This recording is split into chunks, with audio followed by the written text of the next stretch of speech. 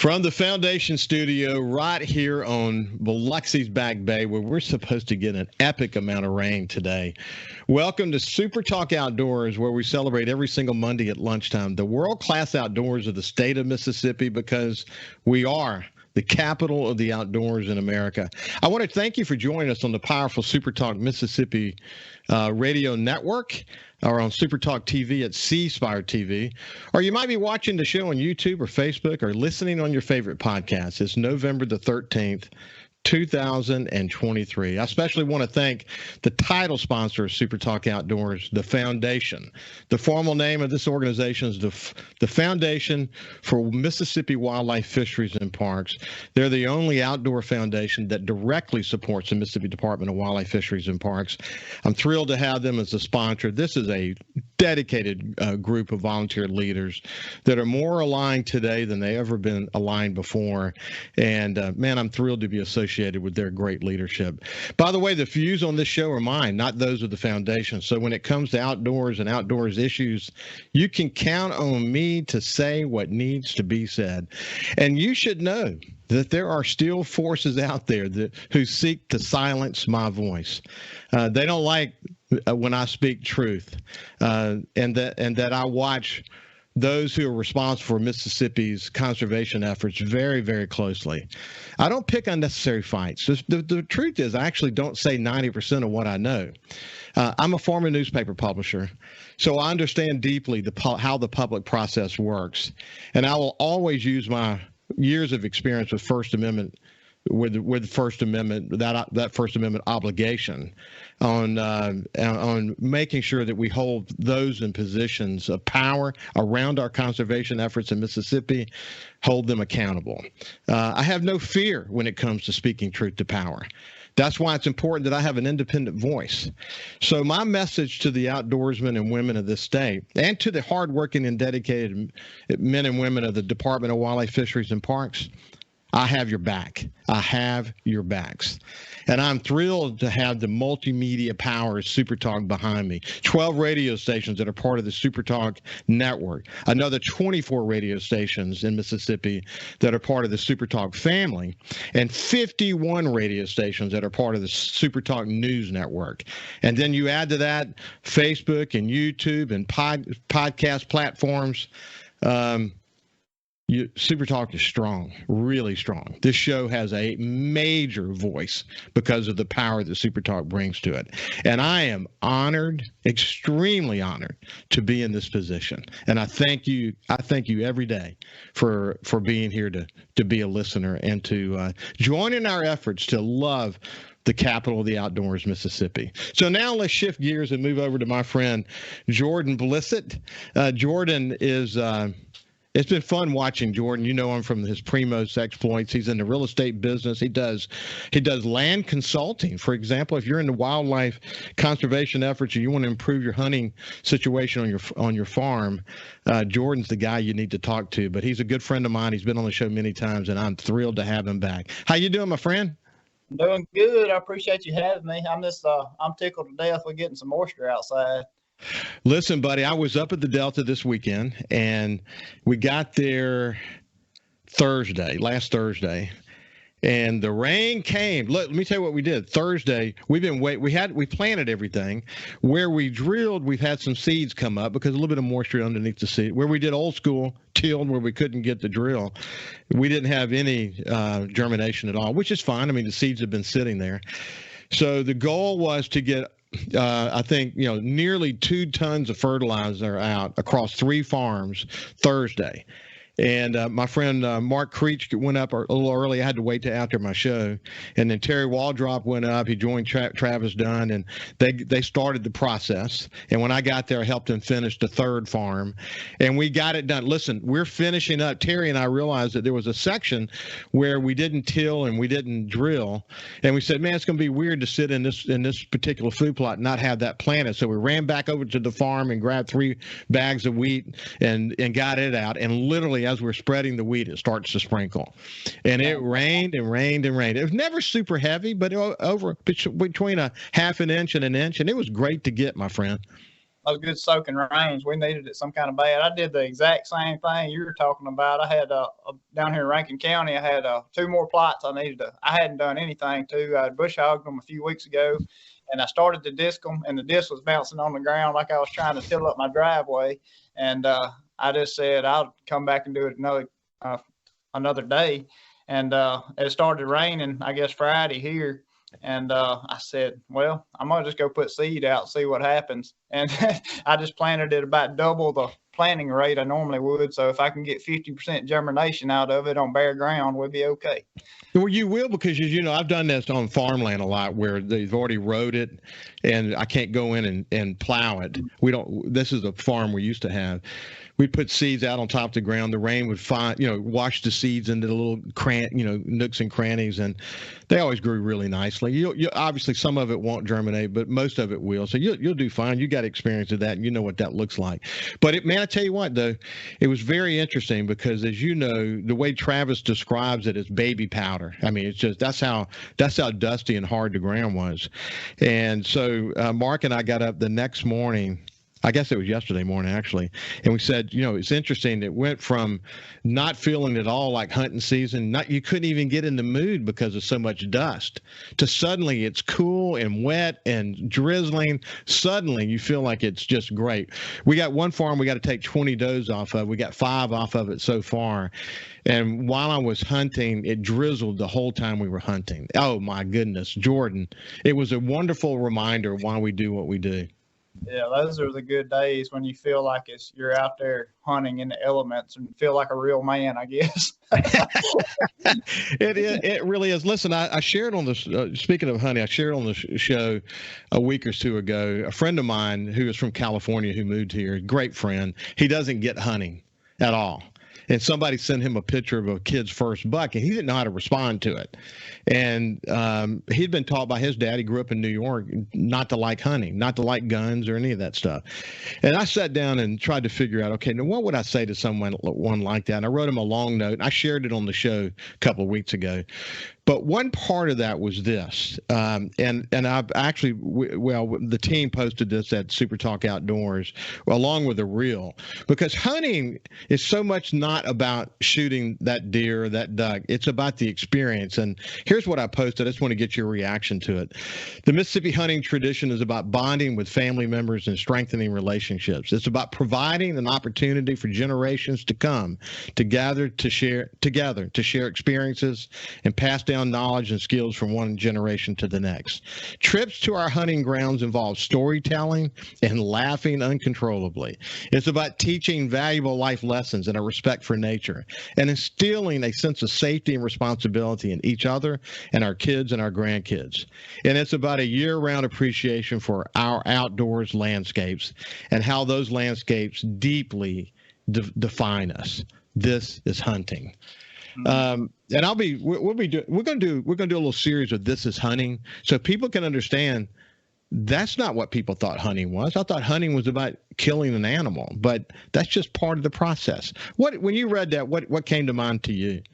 Man, I completely agree on the memories part, like the experience of being in hunting camp, because I think about it all the time. I was like, where would I be at in life without having those experiences as a young kid?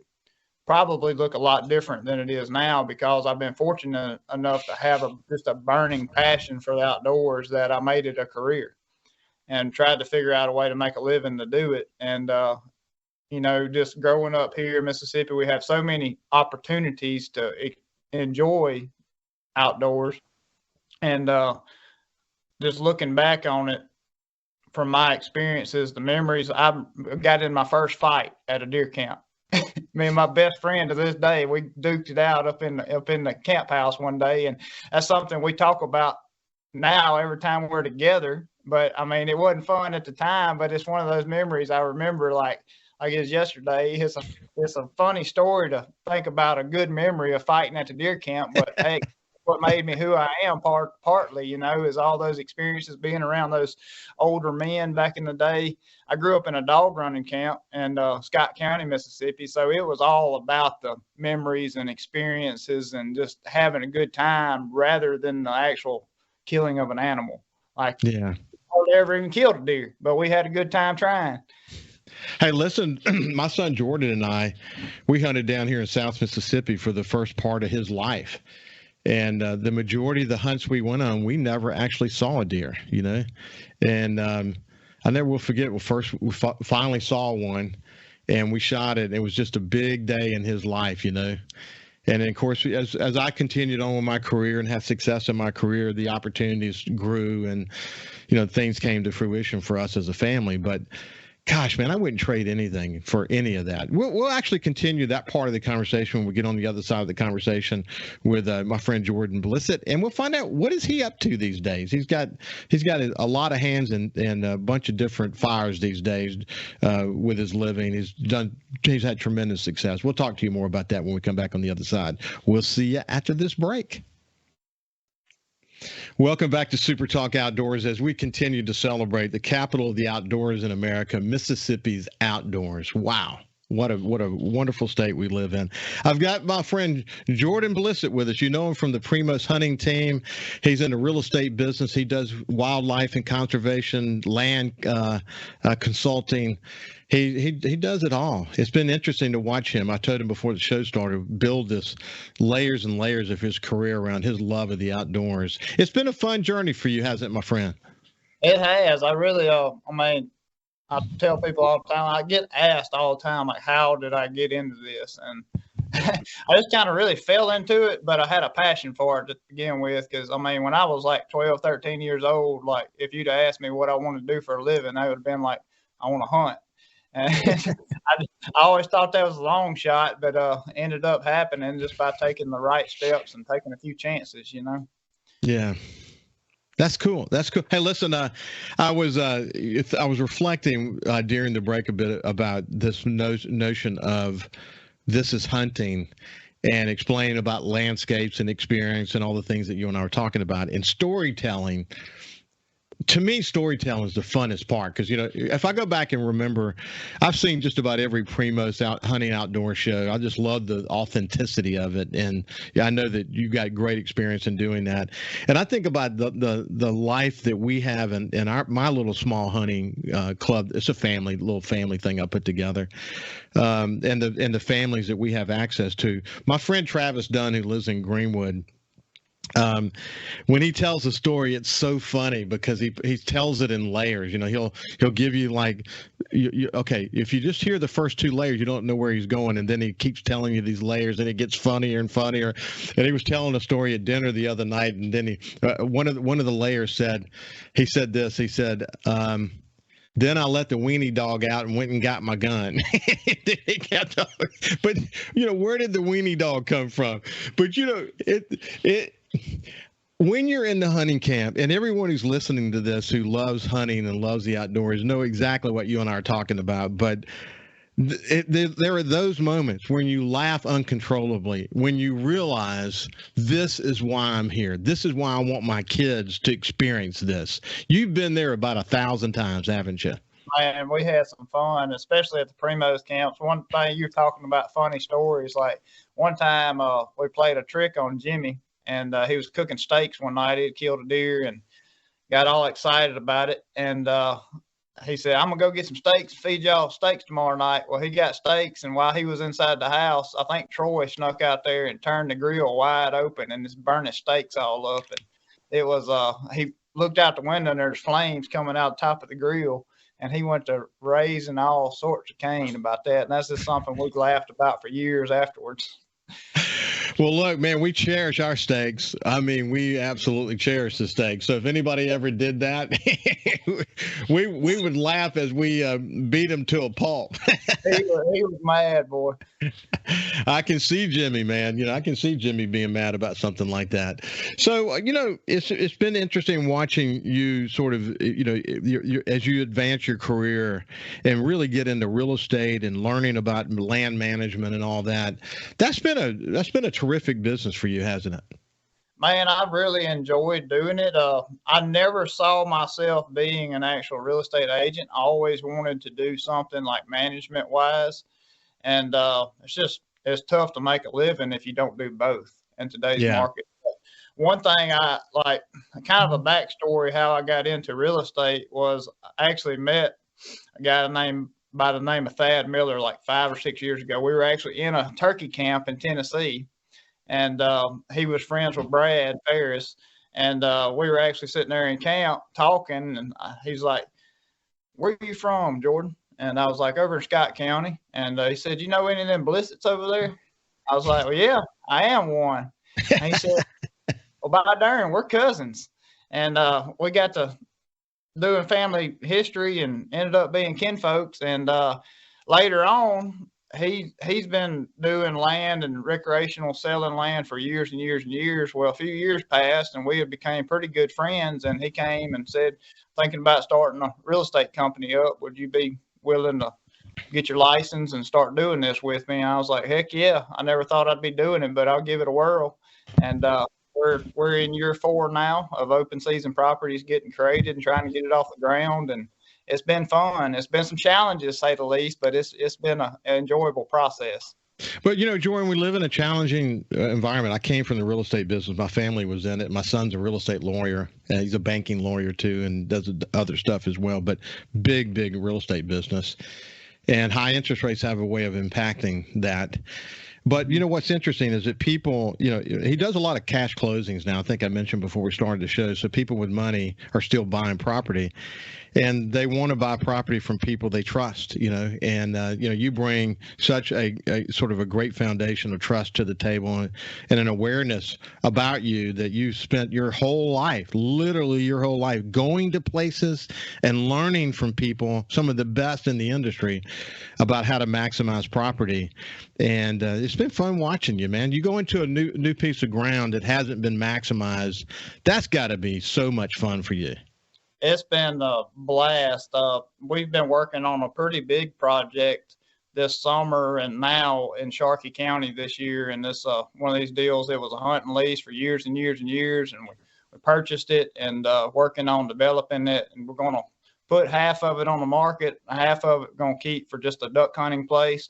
And it has been a cool experience, kind of seeing how that thing has just came and gotten better in the last 3 or 4 months. We started pumping water on the duck holes a few weeks ago, I'm sorry, after we had planted millet and tried to do everything we could to get some food in there this summer. That's been a challenge, but and some of the guys were over there last week and saw mallards in every one of the holes, and it's so cool seeing that come from just a 8-foot tall coffee weed patch to something that's got some food in it that you can take care of your animals, and actually seeing them using it already. So that's part of what I love.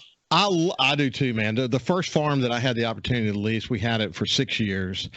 And we gave it up last year because we got a really wonderful opportunity that came available to us, and we took advantage of that. But the owner just gave me carte blanche. Said, "This is your land. Go do whatever you want to do." So we put roads in and started from scratch. Really, I mean, they had just done some clear cutting. Then over about 2 or 3 years, that clear cutting, what happened to the clear cutting from a deer perspective? It was just incredible watching that. But I had fun doing it, and then picked up a tree farm that we had the opportunity to make some refinements to, and it's fun. It's fun watching the fruits of your efforts kind of come to bear, isn't it?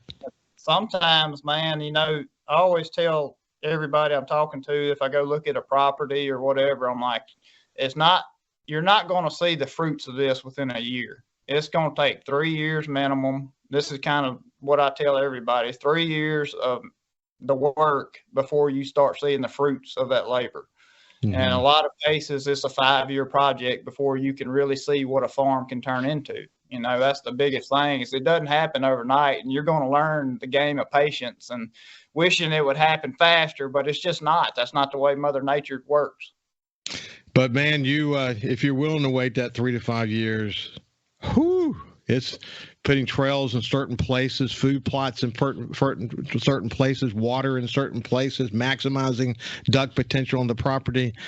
It's amazing what you can do with a small tract of land too. That's one of the cool things about it too. I mean, you don't have to have 3,000 acres to have success, do you? Not at all. Not at all. I actually purchased my own place a few weeks ago, and we're in the process of trying to put together first year plan, which there's not a whole lot that happens on the first year. You kind of wait and see what the property has on it and see what you need to do, kind of put together a list of things for the future. But that's a 60-acre tract, so I'm excited to see what we can do out there. Yeah, I've seen some cool stuff done with 60-acre tracts. In fact, the first farm we had, it was split by a highway, and then in another place it was like split by a road. So it was like these small sections. So that's the way we went about the management, as if that were the section. We're going to maximize that section, then we're going to maximize that section, and so on. And we had really, really good success, taking that approach. I mean, if you take from a deer hunting aspect, if you're trying to make a property best it can be for deer hunting, I mean, 60 acres, yeah, everybody would love 500 or 1,000 or whatever it may be, but there's a lot of things you can do to a small property to have your core little herd of deer that use it. You don't have to have a vast landscape, especially a deer. If you've got food, cover, water, and you leave them alone, they'll find a place. No doubt about it. Jordan, I enjoy spending time with you. I mentioned to Jordan during the break that he and I have to get together more often and just tell outdoor stories with each other. He's a bright young guy. He's done really well with his life. In fact, if you want to maximize your property, look up Jordan Blissett. I think you'll be glad you did. Jordan, have a great hunting season. We'll talk to you during the season. I appreciate y'all having me on, and we'll holler at you about coming duck hunting here in a few weeks. Oh, yeah, we'd love to, my friend. Hey, take care. It's been a pleasure. When we come back on the other side, we're actually going to talk about ducks with Houston Havens from the Department of Wildlife, Fisheries, and Parks. We'll see you after this.